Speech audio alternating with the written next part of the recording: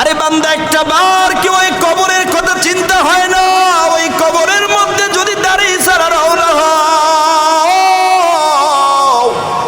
ওই কবরের কথা কি তোমার আমার স্মরণ হয় না? ওই কবরের মধ্যে যখন ওই দাড়ি ছাড়া অবস্থায় আপনার মৃত্যু হলে আপনাকে যখন ওই কবরের মধ্যে রাখা হবে, একটা বার কি একটু চিন্তা করে দেখছেন? এরে বান্দা, কার কখন মরণ হয় বলা যাবে না। আরে আপনার মৃত্যু কখন হবে ওইটা আপনিও জানেন না, আমিও জানি না। কিন্তু দাড়ি ছাড়া অবস্থায় যদি ওখানে চলে যান, আর ওই কিয়ামতের ময়দানে আল্লাহর নবীর শাফাআত ছাড়া কোনো উম্মত জান্নাতে যাইতে পারবে না। ওই সময় যদি আপনার মুখের এই অবস্থা হয়, কিভাবে আল্লাহর নবী আপনার উম্মত বলে পরিচয় দিবে? কিভাবে আপনাকে উম্মত বলে পরিচয় দিয়া ওই জান্নাত পর্যন্ত নিয়ে যাবে? ওরে বান্দা, আল্লাহর রাসূলের কাছে ওই রকম কোনো অপশন থাকবে না। আমার আল্লাহর নবী হাদিসের মধ্যে জানায় দেয়, আরে যে উম্মত এই দাড়িগুলারে কাটলো, ওই উম্মত আমি নবীর কলিজার মধ্যে আঘাত দিল। নাউজুবিল্লাহ। আপনি এই দাড়িগুলা কাইটা আমার নবীর কলিজার মধ্যে আঘাত দেন, তাহলে আপনি আবার কিয়ামতের ময়দানে কিভাবে নবীর সুপারিশ চান? এরে বান্দা, এই জন্য আল্লাহর রাসূল সাল্লাল্লাহু আলাইহি ওয়াসাল্লাম বলেন যে আমার কোনো উম্মত যদি ঘুমায় যায় তার কোনো গুনাহ করার শক্তি থাকে না। আর কোনো উম্মত যদি দাড়িগুলারে চাষে কাটে অথবা ছোট করে ডিজাইন করে রাখে, আল্লাহর রাসূল সাল্লাল্লাহু আলাইহি ওয়াসাল্লাম জানায় দেয় ওই বান্দা ঘুমায় গেলেও তার ঘুমের মধ্যে কবিরা গুনাহ হতে থাকে। নাউজুবিল্লাহ।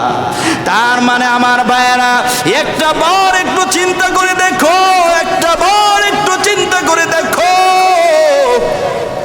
যেই বান্দা ঘুমায় যায় তার গুনাহ করার শক্তি থাকে না। কিন্তু আপনি দাড়ি কাইটা যখন ঘুমান, ওই ঘুমের ঘর আপনার গুনাহ হইতে থাকে। একটা বার একটু চিন্তা করে দেখেন, ওই দাড়ি কাটা অবস্থায় যদি আজরাইল আইসা ওই সময় আপনার রুহটা টান দিয়া বের করে নিয়ে যায়, এ মুসলমানেরা, ওই মরণটা আপনার কেমন হবে? একটা বার একটু চিন্তা করে দেখো না, ওই অবস্থায় যদি আপনার আমার মরণ হয়, ওই সময় কবরের মধ্যে যাওয়ার পরে ওরে বান্দা, কবরের মধ্যে শাস্তি শুরু হয়ে যাবে। আর আপনার আমার মৃত্যুটা এটা ইমানদারের কোনো মৃত্যু হবে না। এই জন্য আমার ভাইয়েরা, স্ত্রীর কথা শুই না, স্ত্রীর কথায় বাধ্য হয় এই দাড়িগুলারে কাটবেন, আল্লাহ এবং রাসূলের বিধান থেকে সরে যাবেন।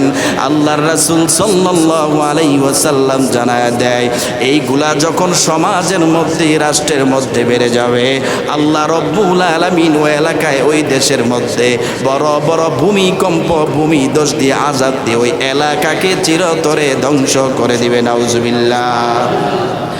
এরপরে 5 নম্বরে আল্লাহর রাসূল সাল্লাল্লাহু আলাইহি ওয়াসাল্লাম বলেন ওয়াক উম্মাহু।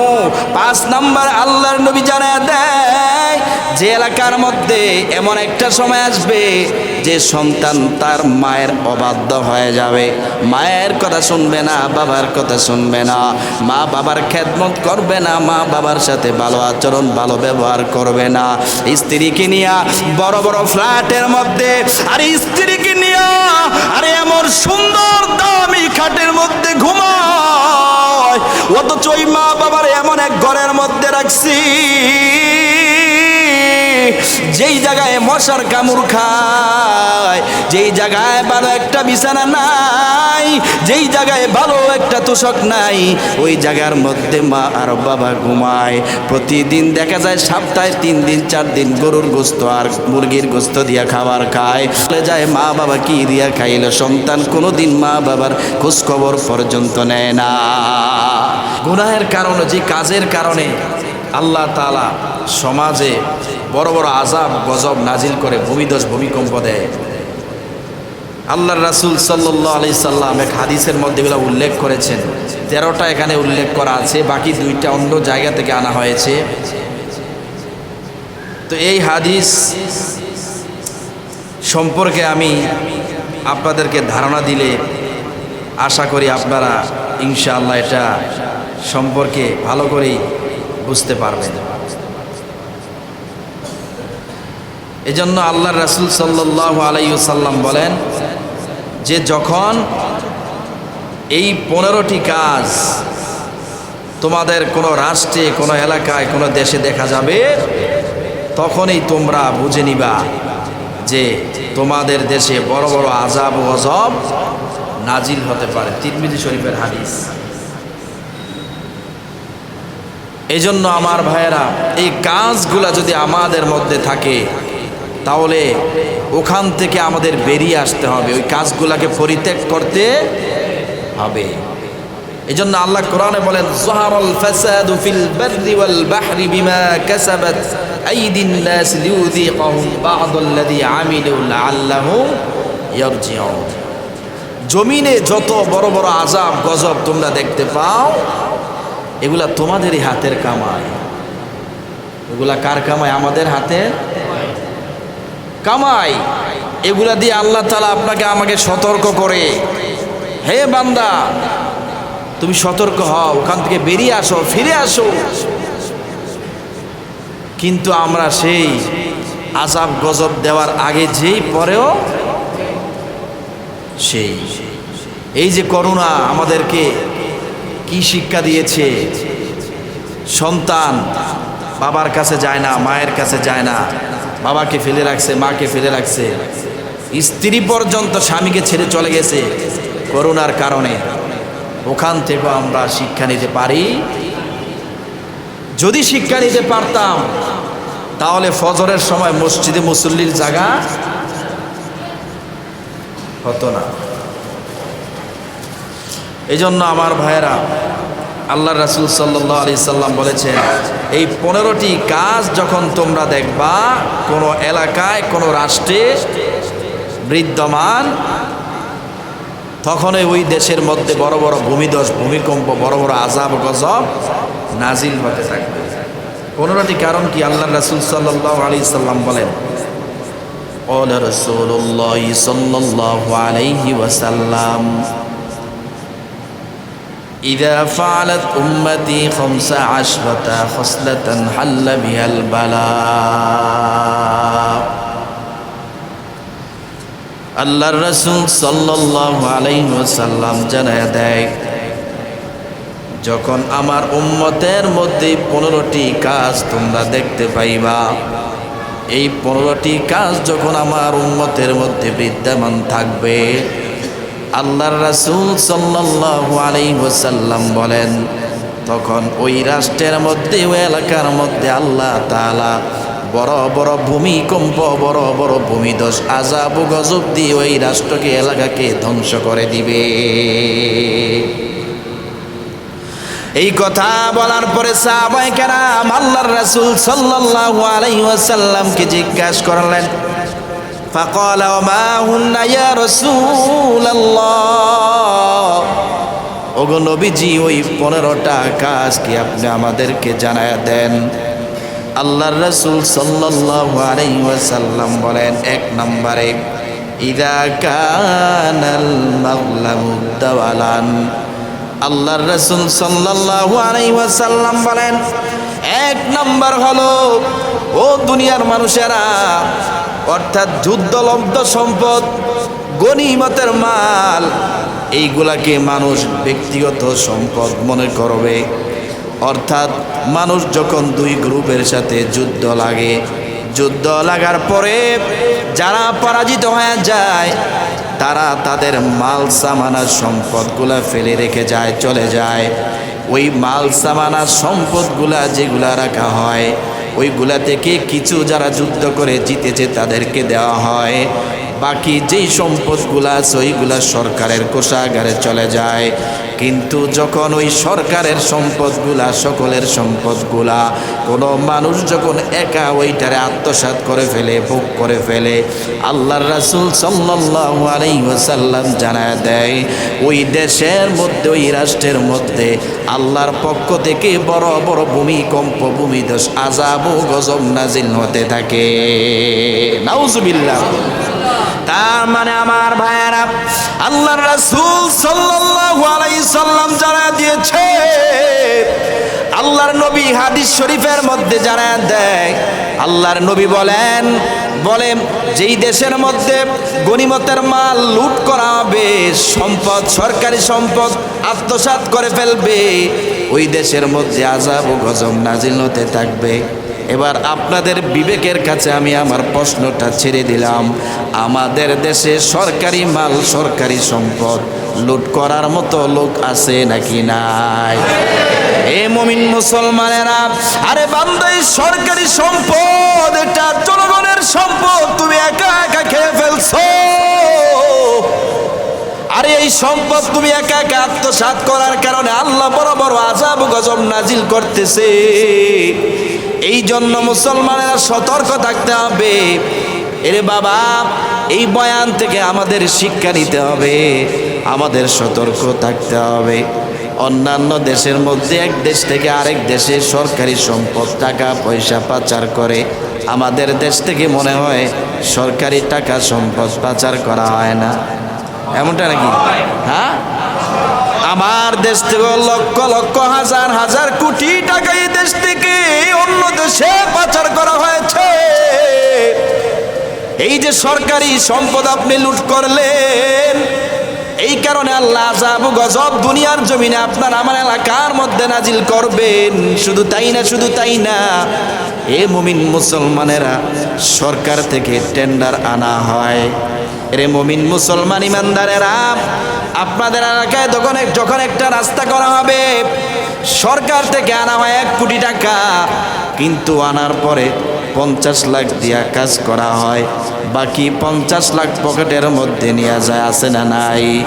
এই যে আপনি সরকারি সম্পদ এই যে লুট করলেন, আত্মসাৎ করে ফেললেন, এরে মুমিন মুসলমান ইমানদার আল্লাহর গোলাম, এইগুলা যখন সমাজের মধ্যে ব্যাপক হারে বাড়তে থাকবে, আল্লাহর রাসূলের ভাষ্যমতে নবী আমার জানায় দেয়, ওই দেশের মধ্যে আল্লাহ রব্বুল আলামিন বড় বড় আযাব গজব দিয়া, বড় বড় ভূমিকম্প দিয়া ওই দেশ, ওই এলাকা, ওই রাষ্ট্রকে ধ্বংস করে দিবে। নাউজুবিল্লাহ। এগুলা থেকে আমাদের বেরিয়ে আসতে হবে। এইগুলা আমাদের সমাজে আছে না নাই? একজনে পাপ করে সবাই কি সরকারি সম্পদ লুট করে নাকি? হ্যাঁ, দেখছেন কারা সরকারি সম্পদ লুট করে, তাদের কারণে ভালো যারা আছে তাদের উপরে সে আযাব ও গজব নাজিল হয়। এক লোক বলতেছে, হুজুর, এক নেতায় তো আমগা এলাকার প্রায় 3টা টয়লেট খাইয়ে ফেলছে। 3 টয়লেট কি করছে? এক নেতায় খেয়ে ফেলছে। মানে নেতায় আবার টয়লেট খায় কিভাবে? একটা প্রশ্ন না? তো হুজুর বলতেছে, এই মিয়া, টয়লেট কি খাওয়ার জিনিস নাকি? টয়লেট খায় কিভাবে আবার? হুজুর, আসলে নেতায় টয়লেট খেয়ে ফেলছে। কেমনে খাইছে? হুজুর, আপনার কি বিশ্বাস হয় না? দূর মিয়া, টয়লেট কি আবার খাওয়ার জিনিস নাকি? হুজুর, সরকার থেকে বরাদ্দ করাইছে জনগণের জন্য 3টা টয়লেট করার জন্য। ওই নেতায় কি করছে? 3 টয়লেটের টাকা খেয়ে ফেলছে, মানে টয়লেট খেয়ে ফেলছে। নাউজুবিল্লাহ। চিন্তা করছেন? আহা, একজন অপরাধ করলে তার শাস্তি সকলের উপরেই পড়বে। এই জন্য আমার ভাইয়েরা, আল্লাহর রাসূল সাল্লাল্লাহু আলাইহি ওয়াসাল্লাম জানায়া দিয়েছে, ইরা কানাল মাগলামু দুয়ালান, এই সরকারি সম্পদ যখন লুট করা হবে, আত্মসাৎ করা হবে, এলাকার মধ্যে আল্লাহ তাআলা বড় বড় আযাব ও গজব ভূমিধস নাজিল করবেন। 2 নম্বরে আল্লাহর রাসূল সাল্লাল্লাহু আলাইহি ওয়াসাল্লাম বলেন, ওয়াল আমানাতু মাগনামান, আল্লাহর রাসূল সাল্লাল্লাহু আলাইহি ওয়াসাল্লাম জানায় দিয়েছে, আল্লাহর রাসূল জানায় দে, ও সাহাবায়ে কেরামরা শুনে নাও, 2 নাম্বার হলো মানুষের কাছে যখন আমানত রাখা হবে, আমানতকে মানুষ লুটের মাল মনে করবে। আপনি একটা মানুষের কাছে কিছু টাকা পয়সা অথবা স্বর্ণ গয়না আমানত রাখলেন, আর বললেন, ভাই, এই সম্পদগুলো আপনার কাছে আমি আমানত রাখলাম, এই সম্পদগুলো আপনার কাছে আমি যখন চাইবো আপনি আমাকে ফিরিয়ে দিবেন। কিন্তু ওই যার কাছে আপনি সম্পদটা রাখলেন ওই বান্দা লুটের মাল মনে করে আপনার এই টাকা পয়সা ধন সম্পদ মেরে দিল। আল্লাহর রাসূল বলেন এই কাজ যখন সমাজে ব্যাপক হারে বেড়ে যাবে, আল্লাহ রব্বুল আলামিন বড় বড় ভূমিকম্প দিয়ে ওই এলাকা এবং রাষ্ট্রকে ধ্বংস করে দিবে। আমানতকে লুটের মাল মনে করা আমানতের খেয়ানত করা। এই জন্য আল্লাহর রাসূল সাল্লাল্লাহু আলাইহি ওয়াসাল্লাম জানায় দেয়, ইযা হাদ্দাথা কাযাবা ওয়া ইযা ওয়া'দা আখলাফা ওয়া ইযা তুমিনা খানা। আল্লাহর রাসূল বলেন মুনাফিকের তিনটা আলামত। এক নাম্বার হলো ইযা হাদ্দাথা কাযাবা, যখন মুনাফিক কথা বলে কথায় কথায় মিথ্যা বলে। ওয়া ইযা ওয়া'দা আখলাফা, যখন ওয়াদা করে ওয়াদা ভঙ্গ করে। ওয়া ইযা তুমিনা খানা, যখন তার কাছে আমানত রাখা হয় ওই বান্দা আমানত খেয়ানত করে। এই মুমিন মুসলমানের আস্তে সমাজে এমন বাস্তব বহুত চিত্র আছে। বাংলাদেশে মালিক থাকে না, বাড়ি আছে গাড়ি আছে, একজনের কাছে আমানত দেওয়া হলো, ভাই আমি তো দেশে থাকি না, তুমি আমার বাড়িটা একটু দেখে রাখো। আমানত রাখলাম, কিছুদিন পরে মালিক আইসা তাকায়া দেখে ওই মালিকের ঘরের মধ্যে আর জায়গা হয় না, ওই সম্পদ ওই বাড়ি লুট করে অন্য আরেকজন নিয়ে গেছে। এই জন্য আল্লাহ তাআলা বলেন ইন্নাল্লাহা ইয়া'মুরুকুম আন তু'আদ্দুল আমানাতি ইলা আহলিহা।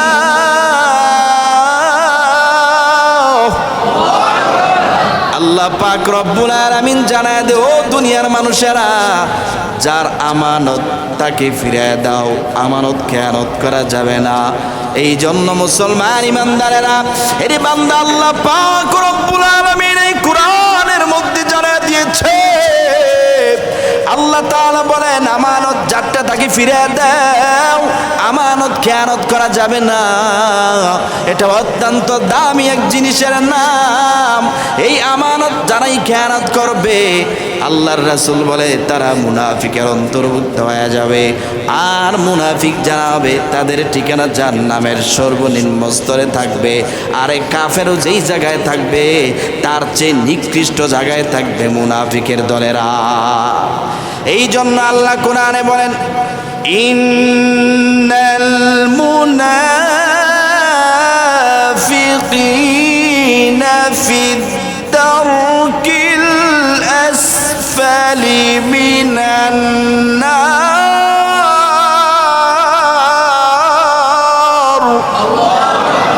আল্লাহর রাসূল আল্লাহ তাআলা কোরআনের মধ্যে জানায় দেয়, আল্লাহ বলেন মুনাফিক যারা হবে তাদের ঠিকানা জাহান্নামের সবচাইতে নিম্ন স্তরে থাকবে।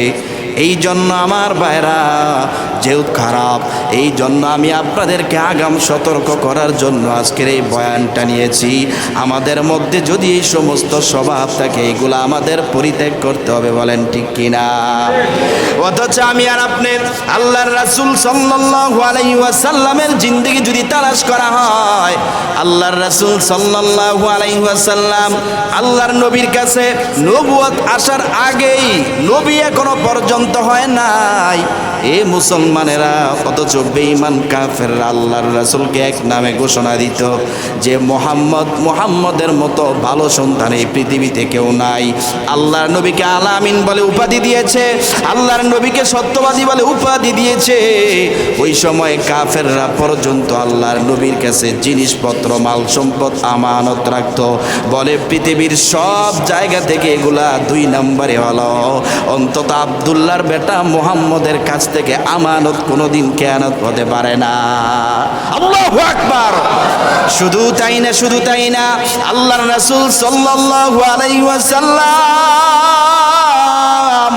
এ মুসলমানের আল্লাহর নবী যখন মক্কার জমিন থেকে মদিনার জমিনে রওনা হয়, আল্লাহর রাসূলকে যখন বেঈমান কাফেররা মক্কা থেকে মদিনায় হিজরত করতে বাধ্য করা হয়, আল্লাহর রাসূল সাল্লাল্লাহু আলাইহি ওয়াসাল্লামের অবস্থাটা এমন ছিল, ওই সময় সমস্ত বেঈমান কাফেররা আল্লাহর নবীকে হত্যা করার জন্য, আল্লাহর নবীকে শেষ করে দেওয়ার জন্য সবাই যখন একত্রিত হয়ে যায়, ওই সময় আল্লাহ রব্বুল আলামিন আল্লাহ তাআলা আমার নবীকে জানায় দেয়, নবী গো, ও নবী আমার, এই মক্কার জমিনে আপনার আর থাকতে হবে না। এই মক্কা ছেড়ে আপনি দ্রুত মদিনায় হিজরত করেন। ওই সময় পর্যন্ত আল্লাহর রাসূল সাল্লাল্লাহু আলাইহি ওয়াসাল্লামের কাছে অনেক মানুষের আমানত রাখা ছিল, যারাই আল্লাহর নবীকে হত্যা করার জন্য আসছে। আরে প্রত্যেকটা মানুষ, তার মধ্যে অধিকাংশ মানুষের আমানত সম্পদ আল্লাহর নবীর কাছে রাখা ছিল।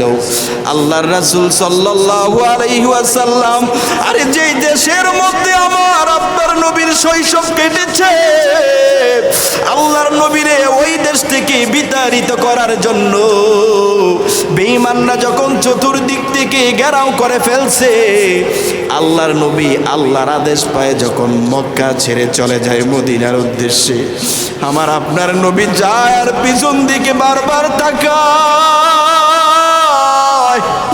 আল্লাহর নবী পিছন দিকে তাকায় আর বারবার বলে, মক্কা তুই শুনে নে, আরে তোর মধ্যে আমি নবী কতদিন বসবাস করেছিলাম, আজকে তোকে ছেড়ে আমার বিদায় হতে হলো। যেই জায়গায় আমার জন্ম হয়েছে, ওই জায়গায় আমি সব কিছু ছেড়ে আমি মদিনায় রওনা হয়ে গেলাম। আমার নবীর মনে বড় কষ্ট, আমার নবীর অন্তরে বড় দুঃখ। নবী আমার চোখের পানি ফালা ফালা কান্দে আর নিজের বাড়ির দিকে বারবার তাকায় তাকায় থাকে। আল্লাহর নবী ওই সময় পর্যন্ত এই মনের মধ্যে ব্যথা নিয়ে যখন মক্কা থেকে মদিনায় হিজরত করেন, ওই সময় আল্লাহর রাসূল সাল্লাল্লাহু আলাইহি ওয়াসাল্লাম আল্লাহর নবীর বিছানার মধ্যে, আল্লাহর নবীর বিছানার মধ্যে হযরত আলীকে শোয়া রাখছে। রে আলী, আমি মক্কা থেকে মদিনায় হিজরত করলাম, আমি মক্কা থেকে মদিনায় চলে যাই, তবে তোমার কাছে কিছু আমানত দেওয়া হলো। এই কাফের বেঈমানরা যারা আজকে আমারে হত্যা করতে আসছে, ওদের মধ্যে অমুক অমুকের এই যে সম্পদ তোমার কাছে দেওয়া হলো, আমি নবী যাওয়ার পরে ওদের আমানতগুলা ওদের কাছে বুঝাইয়া দিও। সুবহানাল্লাহ! কেমন শিক্ষা, কেমন নবী আমার!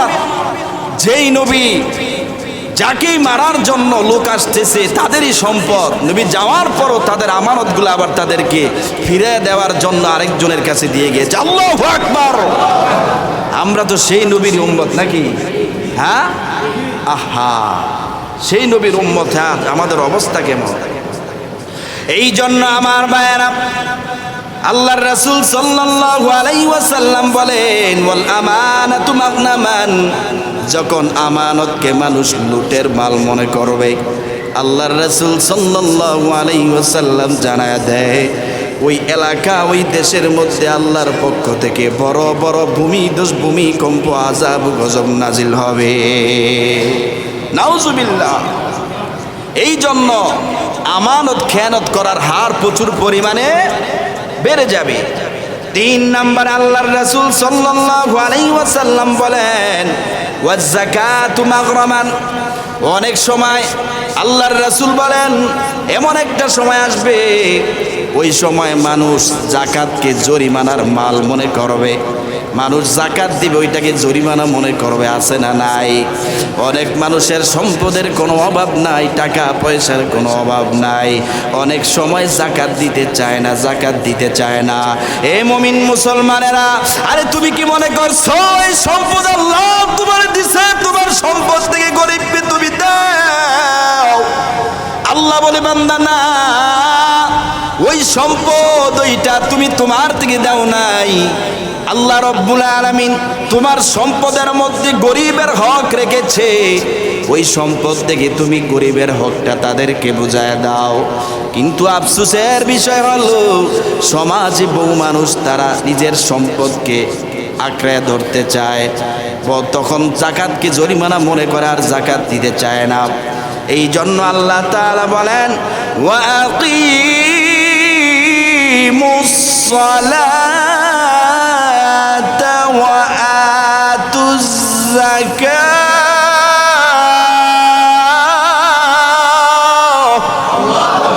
আল্লাহ তাআলা কোরআনের মধ্যে জানায় দে, ও দুনিয়ার মানুষেরা, এই দুনিয়ার জমিনে নামাজ কায়েম করে এবং যাকাত আদায় করো।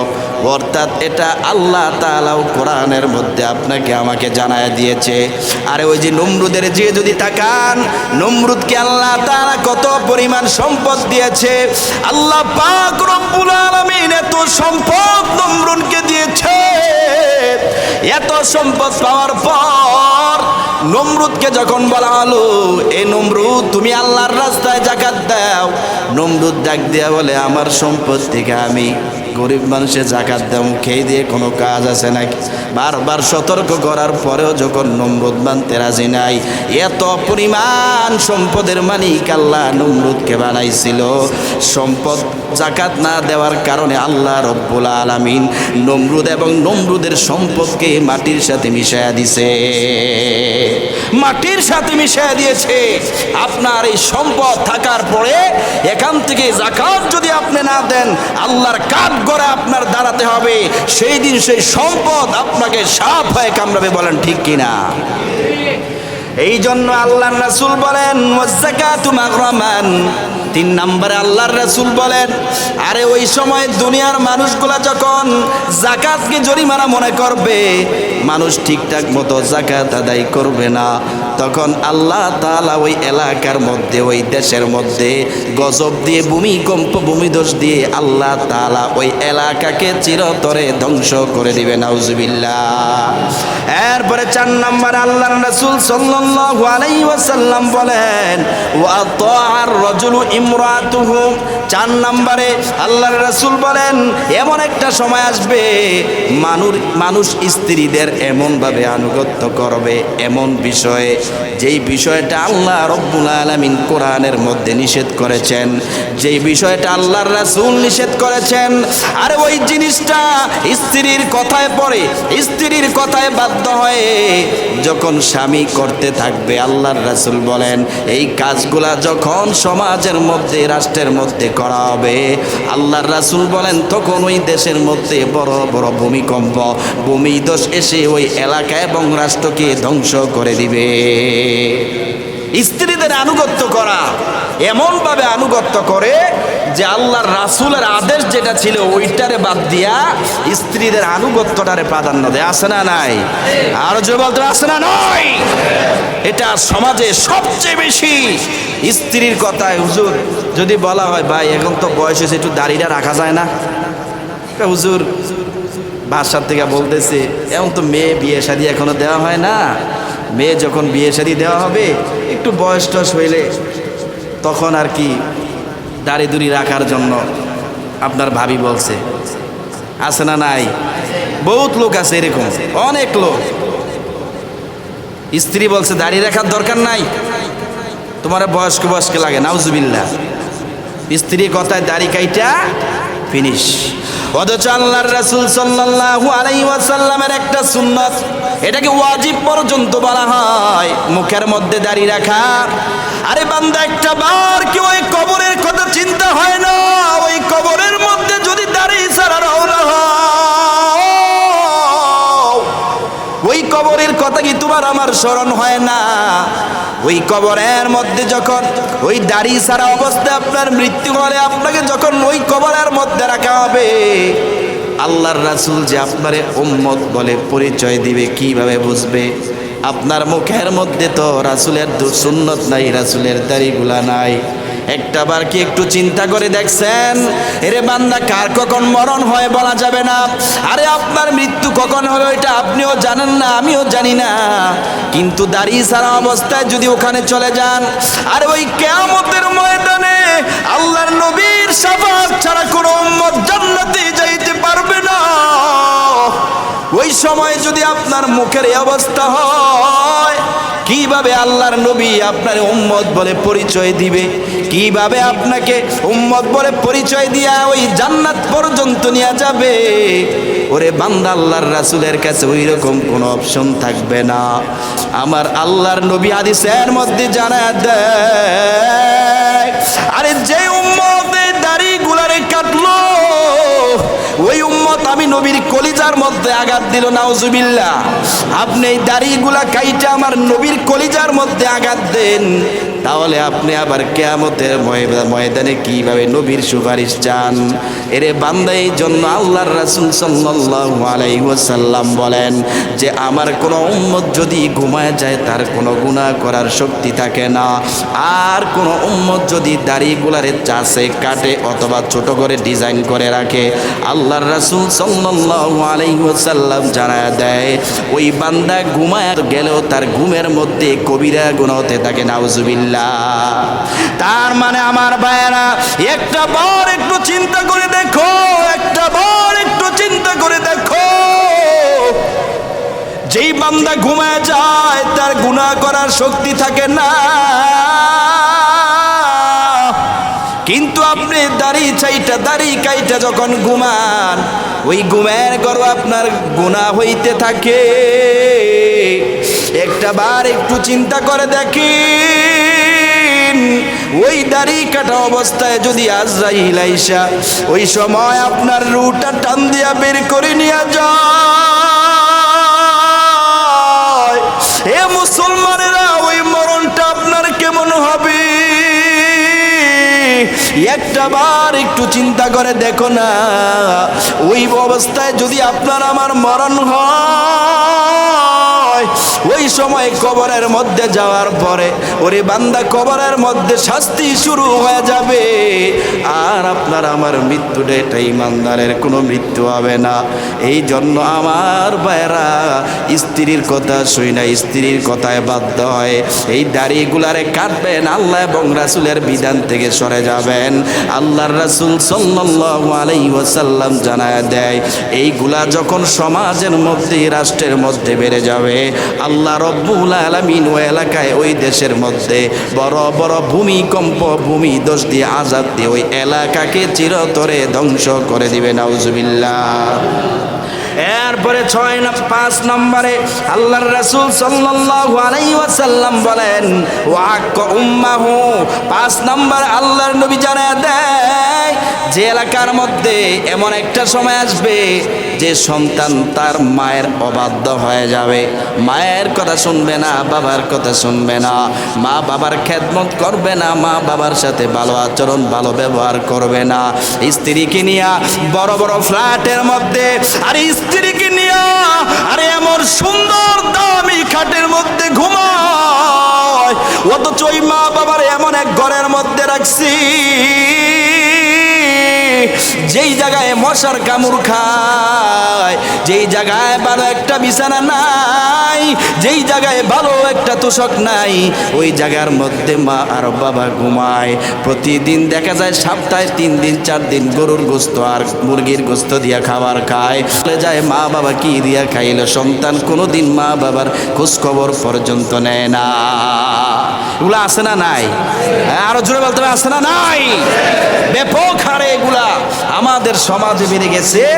স্ত্রীদের আনুগত্য করে, স্ত্রীকে আপনি ভালোবাসেন, কোনো সমস্যা নাই, আর স্ত্রীকে তো অবশ্যই ভালোবাসবেন, কিন্তু একজনকে ভালোবেসে আপনি আপনার মাকে বাবাকে পরিত্যাগ করলেন, তাদের খোঁজ খবর নিলেন না, এটার জন্য আল্লাহর কাঠগড়ায় দাঁড়াইতে হবে। আরেকটা কথা মনে রাখবেন, যারা মা বাবাকে এই দুনিয়ায় থাকা অবস্থায় কষ্ট দেয়, মা বাবার খোঁজ খবর নেয় না, ওরা দুনিয়াতেও শান্তি পায় না, আখেরাতে তো পাবেই না। এই জন্য আল্লাহর রাসূল 5 নম্বরে বলেন ওয়াক উম্মাহু, মায়ের অবাধ্য হওয়া। 6 নম্বর আল্লাহর রাসূল সাল্লাল্লাহু আলাইহি ওয়াসাল্লাম বলেন ওয়া বাররা সাদিকাহু ওয়া জাফা আবাহু। এরে মুমিন মুসলমান ইমানদার আল্লাহর গোলাম, আরে বান্দা সমাজের মধ্যে এমনও দেখা যায়, আরে এই দুনিয়ার মধ্যে এমনও সন্তান দেখা যায়, ওরে বান্দা বন্ধুদের সাথে যখন চলে যায়, বন্ধুদের সাথে যাওয়ার পরে তাদের সাথে এত সুন্দর ভালো আচরণ করে, তাদের সাথে হাসি খুশি থাকে, ভালো ব্যবহার করে, কত সুন্দর আড্ডা দেয়। অথচ যখন বাসায় আসে বাবার চেহারার দিকে তাকাইলে মেজাজ খারাপ হয়ে যায়। বন্ধুদের সাথে ভালো আচরণ করে, ভালো ব্যবহার করে, ভালো ভালো খাবার খায়, নিয়ে বন্ধুকে নিয়ে ঘুরতে যায়, কিন্তু বাবা নামক সম্পদের খোঁজ খবর নেয় না, বাবার সাথে ভালো আচরণ করে না, ভালো ব্যবহার করে না। এই জন্য আল্লাহর রাসূল সাল্লাল্লাহু আলাইহি ওয়াসাল্লাম বলেন, ওয়াবাররাস সাদিকাহু ওয়া জাফা আবাওয়াহু। এরে মুমিন মুসলমান ইমানদারেরা, আল্লাহর রাসূল জানায় দেয়, আরে ওই এমন একটা সময় আসবে এই দুনিয়ার জমিনে যখন যেই সময় সন্তান বন্ধু বান্ধবকে সময় দিবে, বন্ধু বান্ধবের সাথে ভালো আচরণ ভালো ব্যবহার করবে, কিন্তু বাবার সাথে সবচাইতে খারাপ আচরণ নিকৃষ্ট আচরণ করবে। আল্লাহর রাসূল সাল্লাল্লাহু আলাইহি ওয়াসাল্লাম জানায়া দেয়, এই দৃশ্য যখন সমাজের মধ্যে, কোন এলাকায়, কোন রাষ্ট্রের মধ্যে বেড়ে যাবে, আল্লাহ রব্বুল আলামিন বড় বড় ভূমিকম্প দিয়ে, ভূমিধস দিয়ে তাদেরকে চিরতরে বিদায় করে দিবে। নাউজুবিল্লাহ। এই জন্য আমার ভাইয়েরা, এই মুসলমানেরা, যে কথাগুলো আমি আপনাদেরকে শুনাইলাম, যেহেতু সময় শেষ, 15টা বিষয়, বাকি অংশ যদি আল্লাহ আয়াতে বাঁচায় পরের অংশে পরের জুমায় বলা হবে, কিন্তু আপনাদেরকে আমি বারবার সতর্ক করে দিলাম। এই যে ভেনেজুয়েলার মধ্যে এর বান্দা ভূমিকম্প হলো, আর 1 মিনিট আগেও সন্তান জানতো না ওই সন্তান দুনিয়া থেকে বিদায়, আমার মা দুনিয়া থেকে বিদায় হয়ে যাবে, আমার বাবা দুনিয়া থেকে বিদায় হয়ে যাবে, আমার বাবা থাকবে না, মা থাকবে না, আমিও থাকবো না। এরে মুমিন মুসলমান ইমানদার আল্লাহর গোলাম, কিন্তু 1 মিনিটও সময় লাগে না। ওরে বান্দা, আল্লাহ রব্বুল আলামিনের ইশারায় বড় বড় ভূমিধস হয়ে ধ্বংস হয়ে গেছে, বড় বড় বিল্ডিং গুলা ভেঙ্গে চুরে চুরমার হয়ে গেছে। ওই জায়গার মধ্যে কতজনের মা হারাইছে, বাবা হারাইছে, সন্তান হারাইছে। ওরে বান্দা, ওখান থেকেও আমাদের কি শিক্ষা হয় না? আল্লাহর আযাব গজব যখন নেমে আসবে,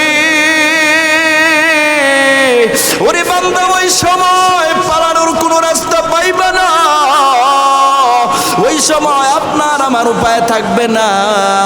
এই জন্য আমার ভাইয়েরা, ওই মরণের কথা চিন্তা করে করে, আল্লাহর আযাব গজবের কথা চিন্তা করে করে, এই জন্য যেই কথাগুলো আমি আপনাদেরকে বললাম, ওই গুনাহ থেকে আমাদের বেরিয়ে আসার দরকার আছে নাকি নাই? আর জোরে বলতে হবে, আছে নাকি নাই? ওই গুনাহ থেকে আমাদের বেরিয়ে আসতে হবে। যেই 6টা বিষয় আমি আপনাদেরকে শোনাইলাম, 1 নাম্বার হলো ইরা কানাল মাগনামু দুয়ালান, যুদ্ধলব্ধ সম্পদ, অর্থাৎ ব্যক্তিগত, অর্থাৎ গনিমতের মালকে ব্যক্তিগত সম্পদ মনে করা। 2 নাম্বার হলো আমানাতু মাগনামান, আমানত খেয়ানত করা। 3 নাম্বার ওয়াজ যাকাতু মাগনামান, যাকাতকে জরিমানা মনে করা। 4 নাম্বার হলো ওয়া তাআর রাজুল ইমরাতুহু, আল্লাহর বিপক্ষে গিয়ে স্ত্রীর আনুগত্য করা। আল্লাহর রাসূল বলেন 5 নাম্বারে ওয়াক্কা উম্মাহু, 5 নাম্বারে মায়ের অবাধ্য হওয়া। 6 নাম্বারে ওয়াবারর সাদিকাহু ওয়া জাফা আবাওয়াহু, বন্ধুদের সাথে ভালো আচরণ করা, ভালো ব্যবহার করা, কিন্তু নিজের পিতার সাথে খারাপ ব্যবহার করা। এই কাজগুলা যখন এলাকার মধ্যে, রাষ্ট্রের মধ্যে হতে থাকবে, আল্লাহ রব্বুল আলামিন ওই এলাকা, ওই রাষ্ট্রের মধ্যে বড় বড় ভূমিধস, ভূমিকম্প, আযাব গজব দিয়ে ওই এলাকাকে ধ্বংস করে দিবে। নাউজুবিল্লাহ। এই জন্য ওখান থেকে আমাদের বেরিয়ে আসতে হবে, ওই গুনাহ পরিত্যাগ করতে হবে। না হয় বুদ্ধি, বাংলাদেশের বুদ্ধিজীবীরা যা বলছে, বাংলাদেশে যদি ওই পরিমাণ ভূমিকম্প হয়, তাহলে মনে হয় না শহরের কোনো বিল্ডিং টিকে থাকবে।